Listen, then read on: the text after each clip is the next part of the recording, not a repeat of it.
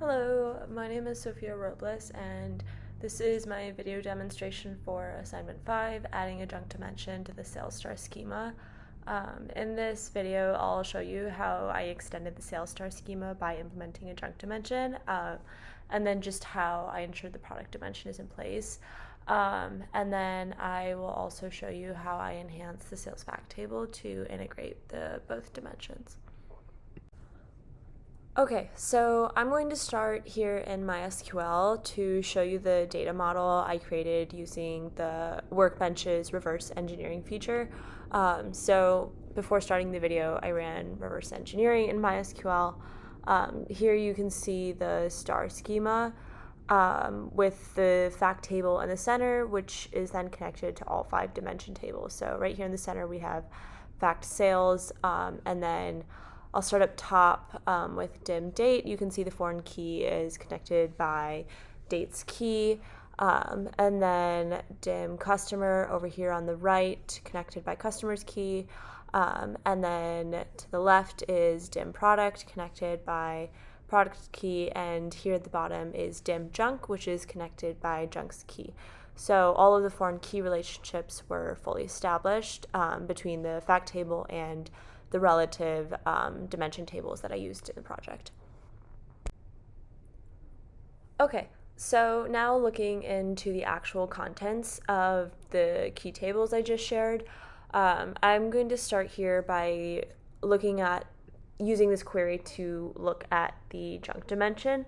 So you can see here that it contains 7 rows, a dummy row with junk's key of -1, and then 6 different unique combinations of payment methods, source system, channel, and then the updated date time.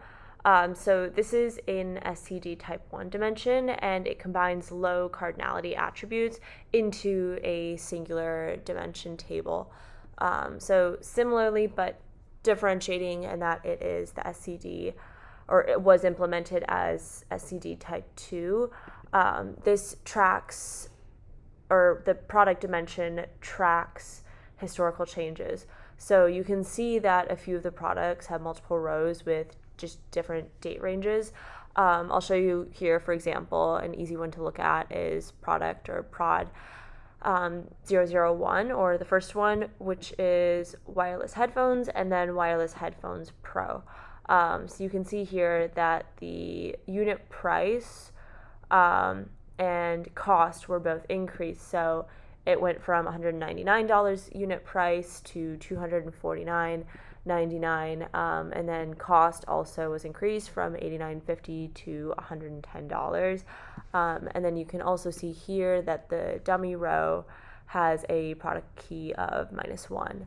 And then as a culmination of such, you can come here to look at the fact table. So the fact sales table contains all of the sales transactions with foreign keys to each dimension. So I'm going to run this query here.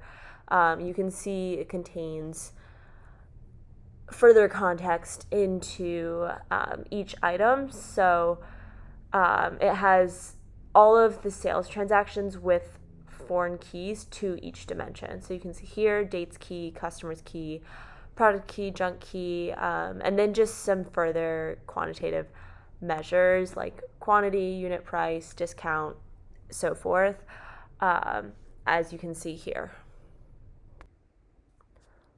Okay, so now I'm in Pentaho Data Integration, or PDI, and I'm going to walk you through some of the more key implementations. So I'm here in the load dim junk transformation.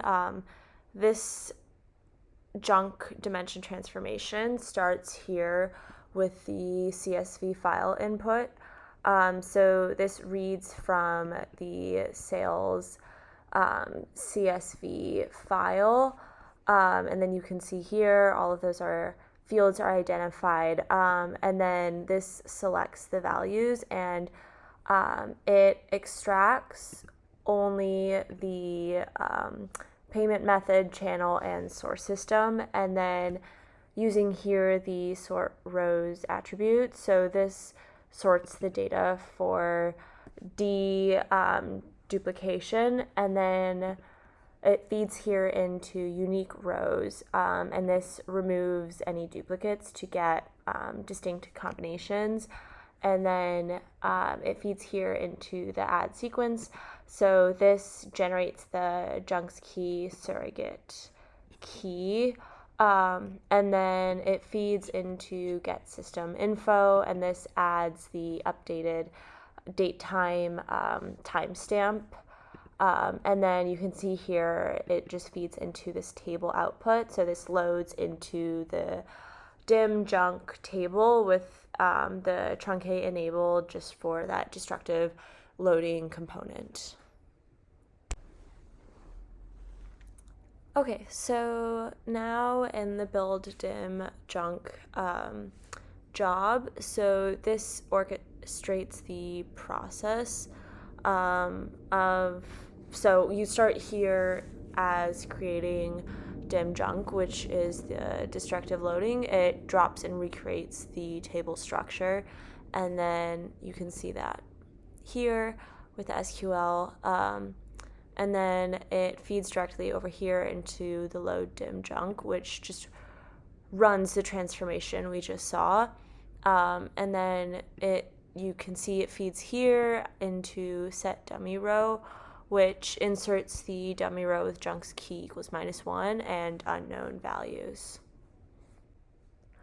Okay, so now I'm in the build fact sales file to better understand the fact table. So the surrogate key pipeline creates the fact table using this SQL that you can see right here. So it joins sales source with all dimension tables. So for dim date, joins on sale date equivalent to date, dim customer and dim product join on the unique customer or product ID with SCD type 2 date range logic, and then dim junk joins on all three combination attributes, so payment method, source system, and channel. And then in the instances where no match is found, it uses if null with the -1 default just for dummy row processing. So I'll click out of this and show you in the create foreign keys step, this establishes that it establishes the referential integrity with 4 different alter table statements, which add the foreign key constraints to customer, date, product, and dim junk. So I'll click out of this here. Okay, and now I'm just going to, I came back here into the main build dims and fact file just to run the main job and show you how it processes successfully. So you can see here it ran without, or is running without any visible errors.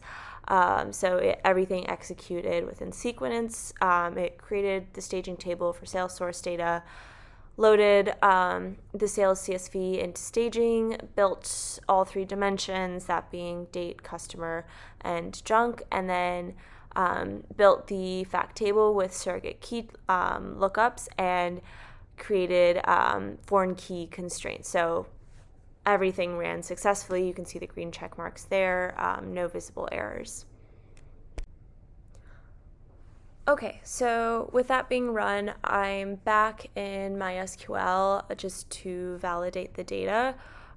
So I'm going to run this query to compare the source and fact table. So you can show that stage sales source has 34 rows, 54 total quantity, and fact sales the same.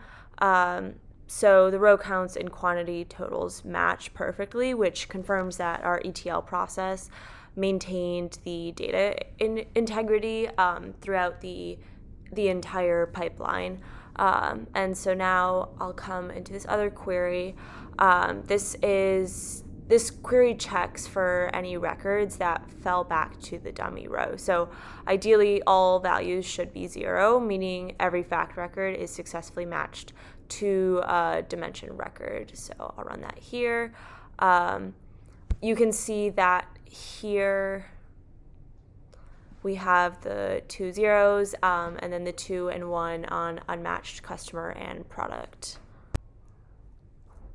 So with that demonstration, you can see that I built the junk dimension as SCD type 1, combining payment method, channel, and source system, and then also maintain the product dimension as SCD type 2, which then enhanced the fact table to include foreign keys to both new dimensions, which I also used to implement the dummy row processing just for handling unmatched records. And then I verified that data integrity between the source and fact tables. So that said, that concludes my presentation. Thank you very much for watching.